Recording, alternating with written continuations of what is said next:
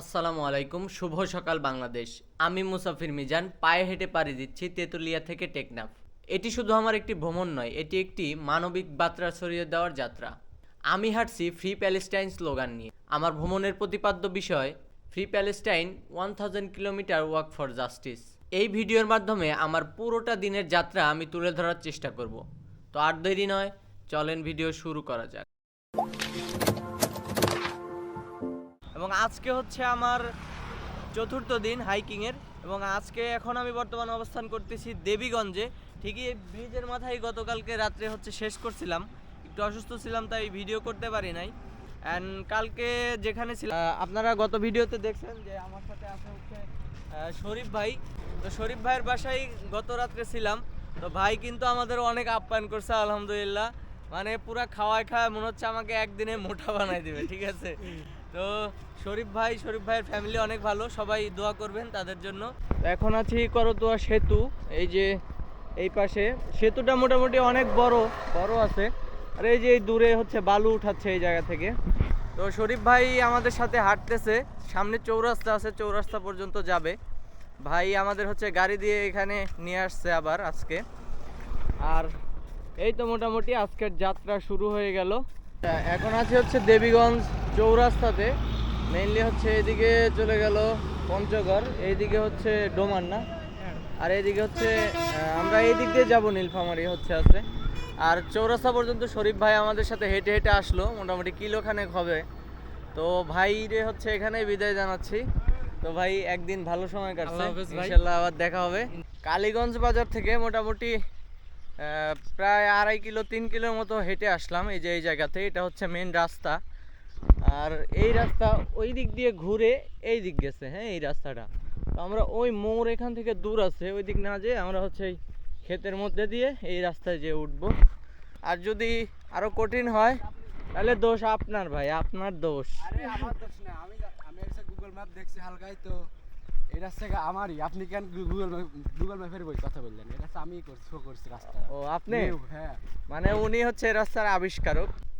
ভাই জমির মাটি যে এমন হয় যে বইয়ে পড়ছি যে বেলে মাটি, অ্যাকচুয়াল বেলে মাটি আমি এখানে এসে দেখলাম। দেখেন একদম, হ্যাঁ এটা রিয়েল একদম বেলে মাটি। আর এই যে পা দিলে দেবে যাচ্ছে। দুপুর 12টা বাজে, 12:15 বাজে।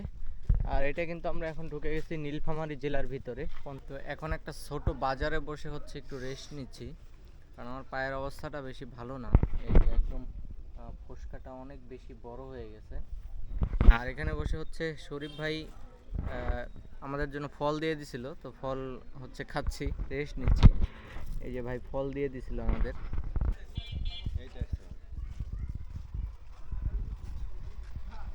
ভিডিও হাতে কি মানবিক মেসেজ নিয়ে, হ্যাঁ, ফ্রি প্যালেস্টাইন এবং তাদের সাথে সংহতি জানিয়ে 1000 কিলোমিটার হাঁটা, এটাই মূলত আমার মেসেজ।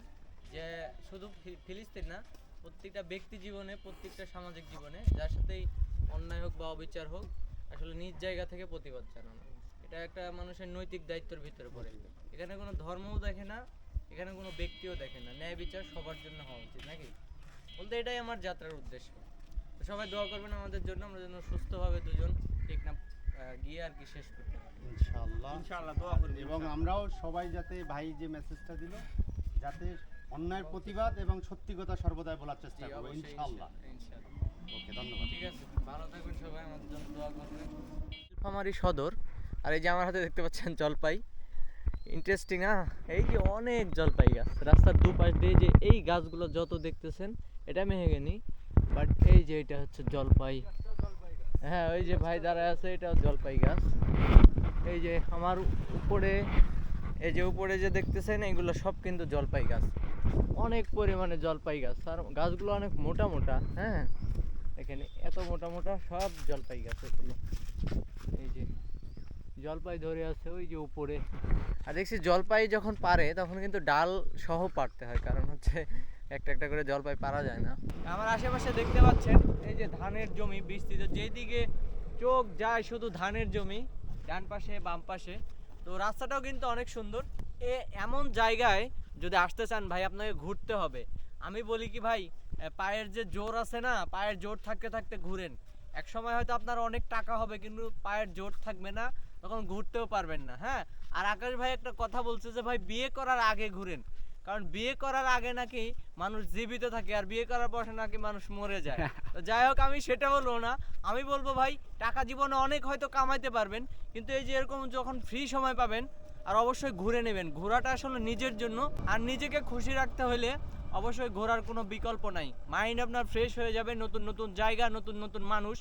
এই জায়গায় আমার আর জীবনে পারা পড়বে কিনা আমি জানি না, কিন্তু এই ক্রস কান্ট্রি হাইকিংয়ে আমি কিন্তু এই জায়গায় একটা অচেনা জায়গায় চলে আসছি। অচেনা যত জায়গা তত সুন্দর, তত ভালো লাগা বেশি। দেখি টমেটো আবার কি হচ্ছে ভাই, তারা আমাদের দেখে অনেক মানে এক্সাইটেড। দূর থেকে আমাদেরকে দেখে বলছে নাইস বিউটিফুল টমেটো এগুলো বলছে, তো অনেক ভালো লাগছে আর কি। তোমরা কি মাদ্রাসায় গেছিলা? তো এই যে আমরা হাঁটতে হাঁটতে নীলফামারী রেলওয়ে স্টেশন পর্যন্ত চলে আসছি। এটা হচ্ছে নীলফামারী রেলওয়ে স্টেশন। তো এই রেলওয়ে স্টেশন থেকে এখন যাইতে হবে আমাদের উকিলের মোড়, সেখানে আজকে হচ্ছে আমরা থাকবো। তো এই রোড ধরে এখনও 3 কিলো হাঁটতে হবে। তো উকিলের মোড় থাকবে এক ভাইয়ের কাছে, তো সেই ভাইয়ের বাসার সামনে থেকেই কালকে শুরু করতে পারবো, যেহেতু ডেস্টিনেশন আমাদের রংপুর হবে ইনশাল্লাহ। রাস্তায় উঠে গেছি, এই যে আমার সামনে দেখতে পাচ্ছেন, এখান থেকে রংপুর ঠিক 7 কিলো, আর দিনাজপুর 58 কিলো। এইটা হচ্ছে সোজা আর কি মেইন রোড, এটা মেইন রোড। আমরা এখন শহরের ভিতরে ঢুকে গেছি হাঁটতে হাঁটতে, আর হয়তো আর 1 ঘন্টা পরে আজান দিয়ে দিবে মাগরিবের। 1 hour later. ভাই বসে আছে এখানে, আর আমাদের হচ্ছে ভাই আর কি বাইরে গেছে কোনো কাজে হয়তো। তো হচ্ছে এই তো আজকে এখানে, আর তখন ভিডিও নিতে পারি না আসার সময়, কারণ হচ্ছে তখন আজান দিচ্ছিল, তো তাড়াহুড়া করে রুমে চলে আসছি। তো এই তো আজকে নীলফামারী শহরে থাকবো, এবং এই ভিডিওটা মোটামুটি এখানেই শেষ হচ্ছে। এই ছিল 4র্থ দিনের ক্রস কান্ট্রি হাইকিংয়ের সম্পূর্ণ ভিডিও। তো সবাই পাশে থাকবেন, আর অবশ্যই চাইলে ফলো বা সাবস্ক্রাইব করে পাশে থাকতে পারেন। তো দেখা হচ্ছে নতুন ভিডিওতে। টিল সবাই ভালো থাকবেন, সুস্থ থাকবেন।